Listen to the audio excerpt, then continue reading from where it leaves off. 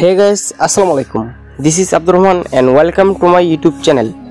Guys, আজকে আমরা যাচ্ছি লক্ষণ সাহার জমিদার বাড়িতে।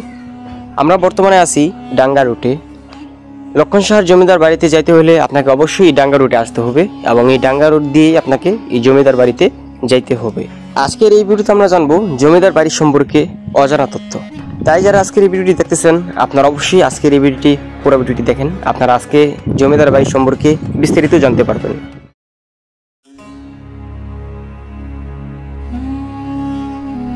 জমিদার বাড়ি, আপনারা ভিডিওতে যে জমিদার বাড়িটি দেখতেছেন এই জমিদার বাড়িটি নরসিংদী জেলা পলাশ থানা ডাঙ্গা ইউনিয়নের মধ্যে এই জমিদার বাড়িটি রয়েছে। জমিদার বাড়ির পুরো নাম লক্ষণ সাহার জমিদার বাড়ি।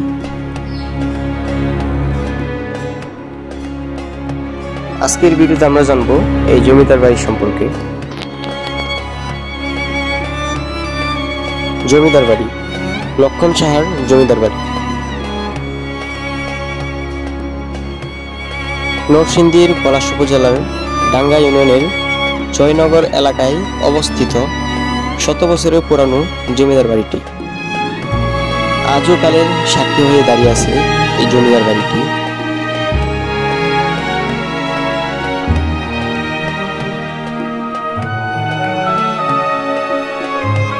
বাড়িটি নির্মাণ করেন মোগল আলমের লক্ষণ সাহা নামে এক জমিদার।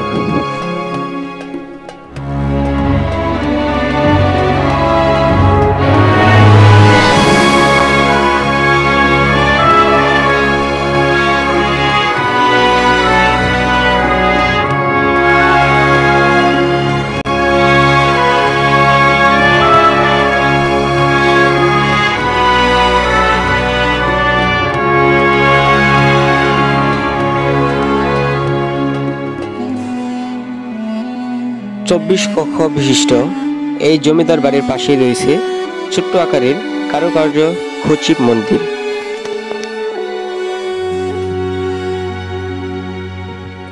রয়েছে অর্ধ নির্মাণিত প্রাচীন বাড়ি। বাড়ির পাশে রয়েছে গাছের বাগান। রয়েছে সেই সময় তৈরি করা জমিদার বাড়ির সুন্দর পুকুর আর সান বাঁধানো পুকুর ঘাট। পুকুরের পাশে রয়েছে পূজা করার জন্য বড় আকারের মোড়। প্রতিদিনই দূর দূরান্ত থেকে প্রাচীনতম লক্ষণ সাহার এই জমিদার বাড়িটি দেখতে হাজারো মানুষ এসে ভিড় করেন। এই জয়নগর গ্রামে বিশাল আকৃতির এই জমিদার বাড়িটির বর্তমান মালিকানা রয়েছে আহমদ আলী নামে এক উকিল, যার কারণে বাড়িটি উকিল নামেও পরিচিত।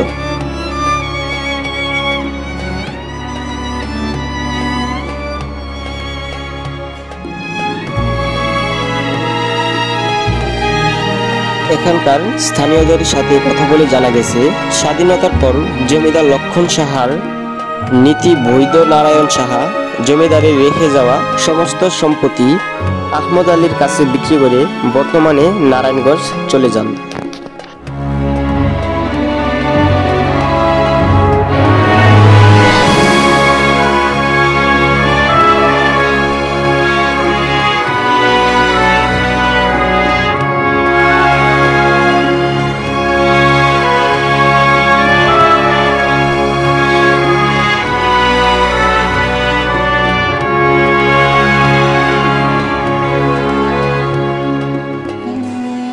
আহমদ আলী তার স্ত্রীর নামে এই বাড়িটির নাম পরিবর্তন করেন। বাড়িটিতে আপনারা আসলে দেখতে পারবেন বাড়িটির সামনেই রয়েছে জামিলা মোহন নামে এই বাড়িটি নামকরণ করেন। মূলত আহমদ আলী সাহেব উকিলিতি পেশার সাথে যুক্ত ছিলেন। বর্তমানে এই জমিদার বাড়িটি উকিলের বাড়ি হিসেবেও বেশ পরিচিত। বর্তমানে আহমদ আলীও নারায়ণগঞ্জ জেলায় বসবাস করেন। ইতিহাস ঐতিহ্যের সমৃদ্ধ বাংলাদেশের নানান জনপদ আধুনিকতার চেয়ে ছোঁয়া লেগেছে সবখানে।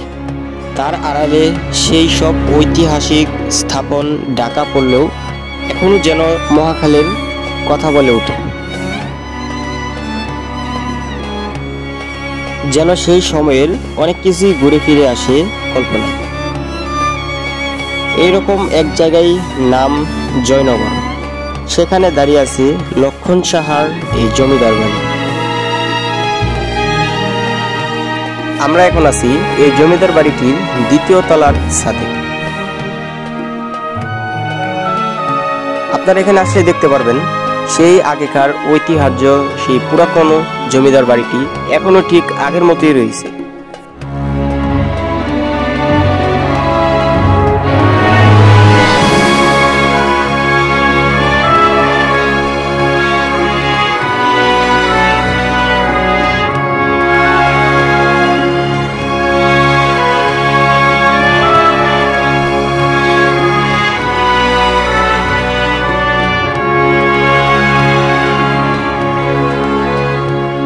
এই বাড়িটি নির্মাণ করেছেন সেই জমিদার লক্ষণ সাহা।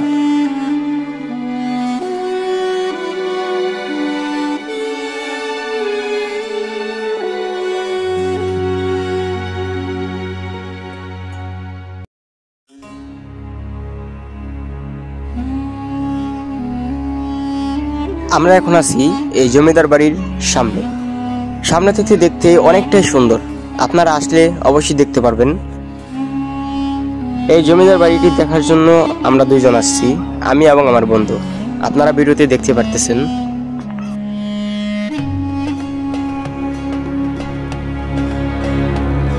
এখন আমরা আছি এই জমিদার বাড়ির দ্বিতীয় তলার বারান্দায়। বারান্দা থেকে আপনাদেরকে একটু রুমটা দেখাচ্ছি, যেখানে রুমগুলো দেখতে কেমন। এটা হচ্ছে বারান্দার উপরের সাইড। আপনারা যদি কেউ এই জমিদার বাড়িতে আসতে চান, আপনারা অবশ্যই চেষ্টা করবেন বিকালের আগে আসার জন্য, কারণ এই জায়গাটা এবং এই জমিদার বাড়িটি অনেকটাই নির্জন এলাকায়, যার জন্য আপনারা যদি সন্ধ্যার দিকে আসেন, এখানে অনেকটাই ছিনতাই হওয়ার অনেকটা সম্ভাবনা রয়েছে, ডাকাতি হওয়ার অনেকটা সম্ভাবনা রয়েছে। আপনারা আসলে দূর থেকে যেহেতু আসবেন, অবশ্যই চেষ্টা করবেন সন্ধ্যার আগে এখান থেকে চলে যাওয়ার জন্য।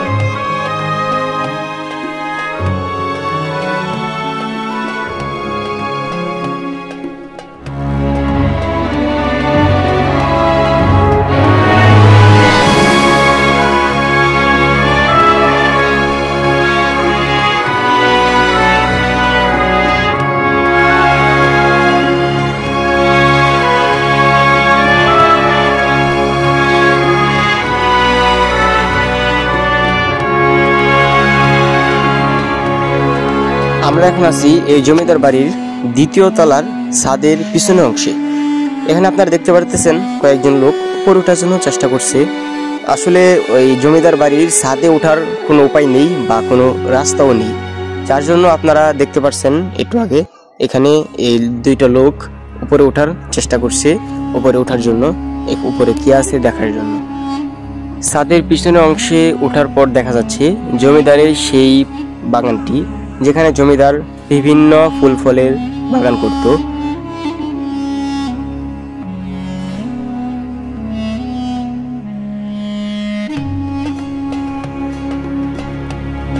আমরা এখন আছি ছাদের সামনের দিকে। সামনের দিক থেকে দেখা যাচ্ছে বাড়ির সামনের অংশ, দেখতে অনেকটাই সুন্দর।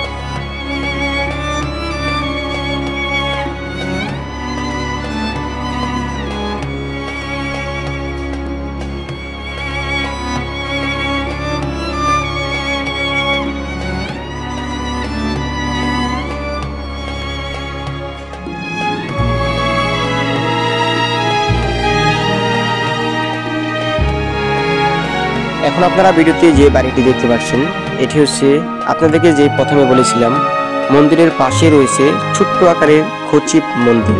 এটা হচ্ছে সেই মন্দির, ছোট্ট আকারের খচিপ মন্দির। বাড়িটির আপনারা দেখতে পাচ্ছেন অনেকটা সুন্দর।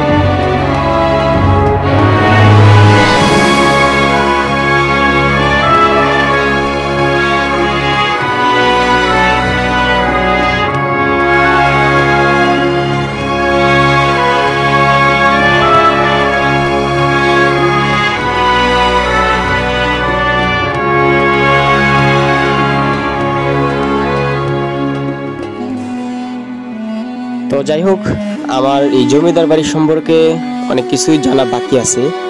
আমি এই জমিদার বাড়ি সম্পর্কে যতটুকু জানি আপনাদেরকেও ততটুকু জানানোর জন্য চেষ্টা করছি। আরও যদি কোনো কিছু অজানা তথ্য আপনাদের কাছে জানা থাকে আপনারা অবশ্যই চেষ্টা করবেন ভিডিওর কমেন্ট বক্সে বলে যাওয়ার জন্য, তাহলে আপনাদের আমি একটু জানতে পারবো। অবশ্যই চেষ্টা করবেন ভিডিওর কমেন্ট বক্সে বলে দেওয়ার জন্য।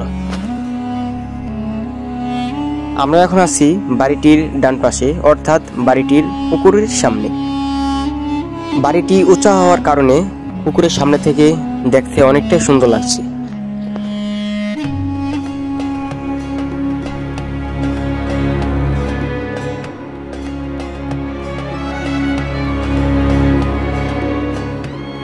পুকুরের সিঁড়ির সামনে থেকে এই ফুটেজটি নেওয়া।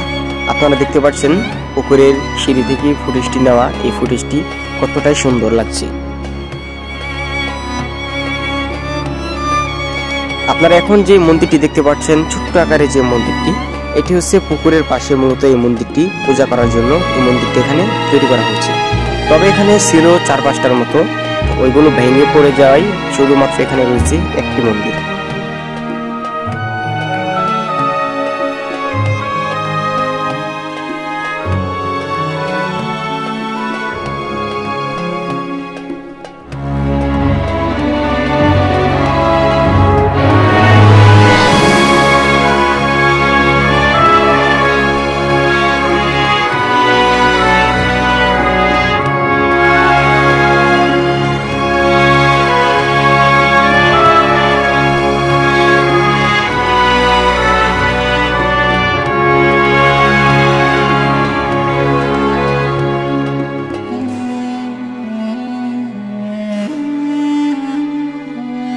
লক্ষণ সাহার এই জমিদার বাড়িটির সম্বন্ধে আপনারা আরো কোন কোন বিষয়গুলো জানেন আপনারা অবশ্যই কমেন্ট করে জানাবেন।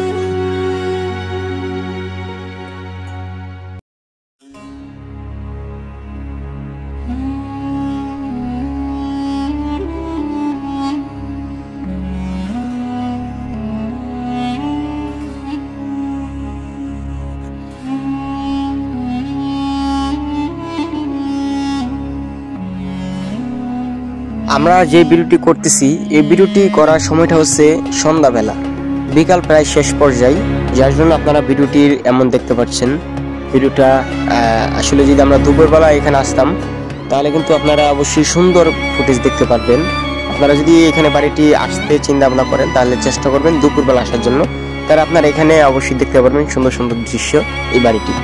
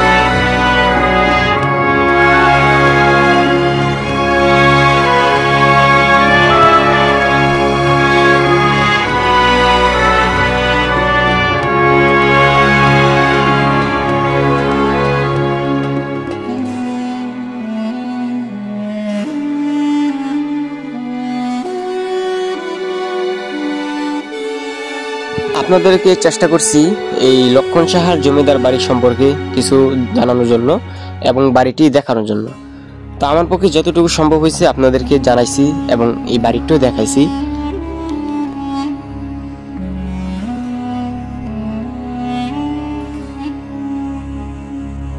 তো ভিডিওটি আর বেশি বড় করতে চাচ্ছি না, ভিডিওটি এই পর্যন্তই। আজকে এই ভিডিওটি কেমন হলো অবশ্যই কমেন্টে জানাবেন এবং সামনে আপনারা কোন ভিডিও পেতে চান এটাও অবশ্যই কমেন্ট করে জানাবেন। ইনশাআল্লাহ আপনাদেরকে ওই ভিডিও দেওয়ার জন্য চেষ্টা করব। আজকে এই ভিডিওটি দেখার জন্য আপনাদেরকে অনেক অনেক ধন্যবাদ।